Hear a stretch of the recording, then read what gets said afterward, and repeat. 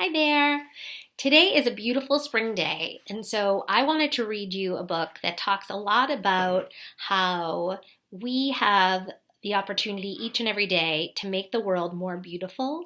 And springtime reminds me of that, but we don't have to wait for springtime to make things more beautiful by maybe showing some kindness and care and patience for ourselves and one another.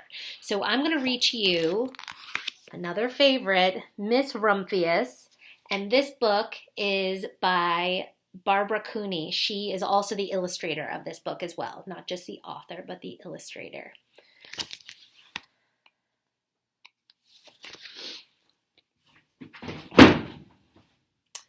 The Lupin lady lives in a small house overlooking the sea. In between the rocks around her house grow blue and purple and rose-colored flowers. The Lupin lady is little and old, but she's not always been that way. I know, she is my great aunt and she told me so. Once upon a time she was a little girl named Alice who lived in a city by the sea. From the front stoop she could see the wharves and the bristling masts of tall ships. Many years ago her grandfather had come to America on a large sailing ship.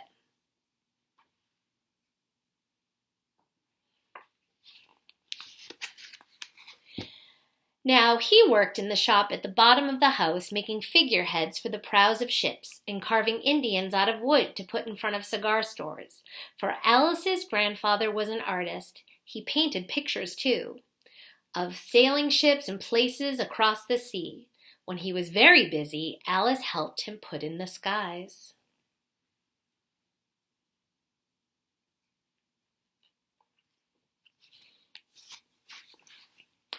In the evening, Alice sat on her grandfather's knee and listened to his stories of faraway places.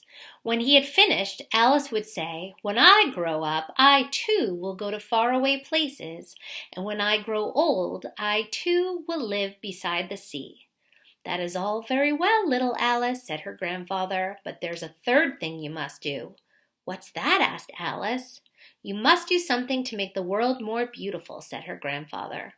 "All right," said Alice, but she did not know what that could be. In the meantime, Alice got up and washed her face and ate porridge for breakfast. She went to school and came home and did her homework, and pretty soon she was grown up.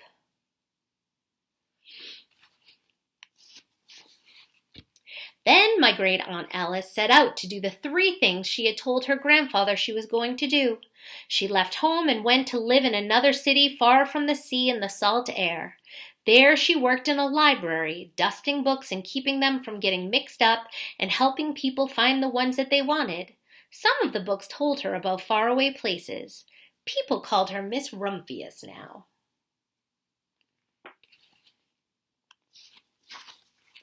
Sometimes she went to the conservatory in the middle of the park.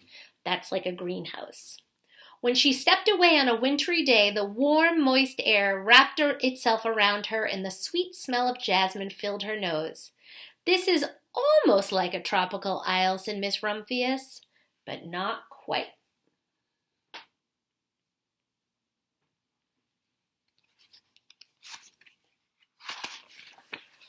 So Miss Rumphius went to a real tropical island where people kept cockatoos and monkeys as pets. She walked on long beaches picking up beautiful shells. One day she met the Bapa Raja, king of a fishing village. "You must be tired," he said. "Come into my house and rest." So Miss Rumphius went in and met the Bapa Raja's wife. The Bapa Raja himself fetched a green coconut and cut a slice off the top so that Miss Rumphius could drink the coconut water inside. Before she left, the Bapa Raja gave her a beautiful mother-of-pearl shell on which he had painted a bird of paradise and the words, "You will always remain in my heart." "You will always remain in mine too," said Miss Rumphius. So wherever she goes, she's making friends, isn't she?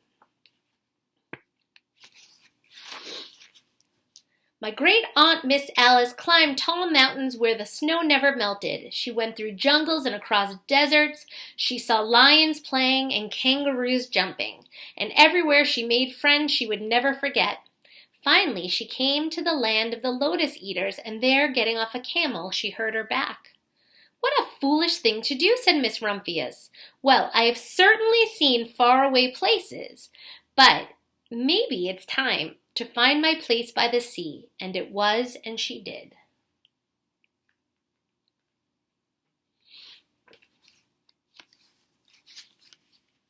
From the porch of her new house, Miss Rumphius watched the sun come up. She watched it cross the heavens and sparkle on the water, and she saw it set in glory in the evening. She started a little garden among the rocks that surrounded her house, and she planted a few flower seeds in the stony ground. Miss Rumphius was almost perfectly happy. "But there is still one more thing I have to do," she said. "I have to do something to make the world more beautiful." "But what? The world is already a pretty nice place," she thought, looking out over the ocean.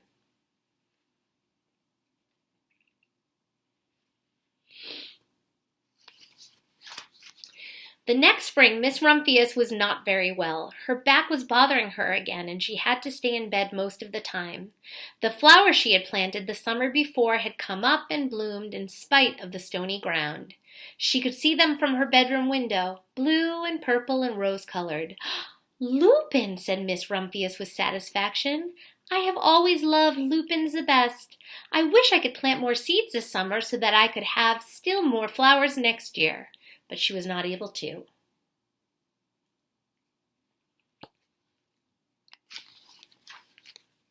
After a hard winter, spring came. Miss Rumphius was feeling much better. Now she could take walks again. One afternoon she started to go up and over the hill where she had not been in a long time. "I don't believe my eyes," she cried when she got to the top. For there on the other side of the hill was a large patch of blue and purple and rose-colored lupins. "It was the wind," she said as she knelt in delight. "It was the wind that brought the seeds from my garden here, and the birds must have helped." Then Miss Rumphius had a wonderful idea.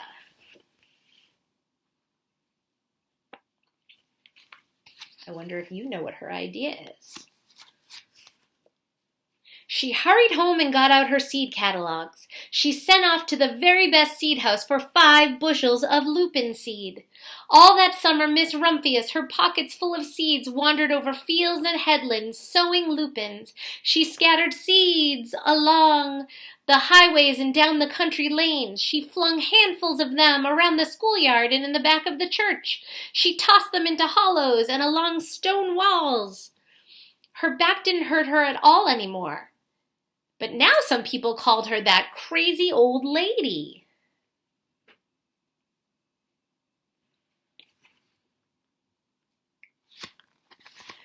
They thought she was crazy because they didn't understand why she was putting those seeds everywhere, but you understand, don't you? The next spring, there were lupins everywhere. Fields and hillsides were covered with blue and purple and rose-colored flowers. They bloomed along the highways and down the lanes.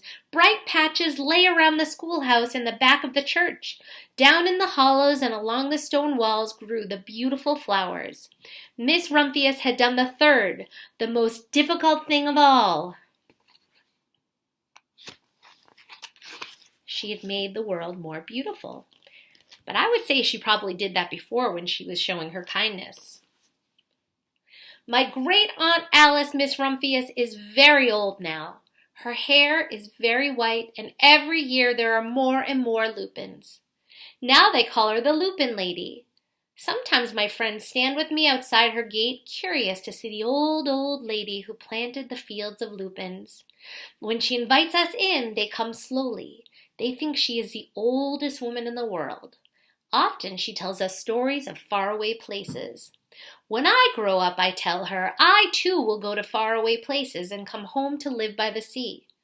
That is all very well, little Alice, says my aunt, but there is a third thing you must do. What's that, I ask? Do you know what that third thing is? You must do something to make the world more beautiful. All right, I say.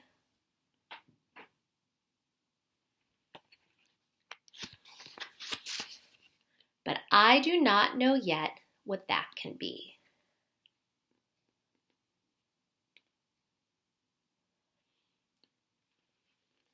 I want you to know that each and every day you don't have to wait for springtime. You don't have to wait to plant flowers to make the world more beautiful. You can do that just with a smile, with a kind word, with just anything that might bring people joy or you joy, because that makes the world more beautiful too. Okay, have a great day.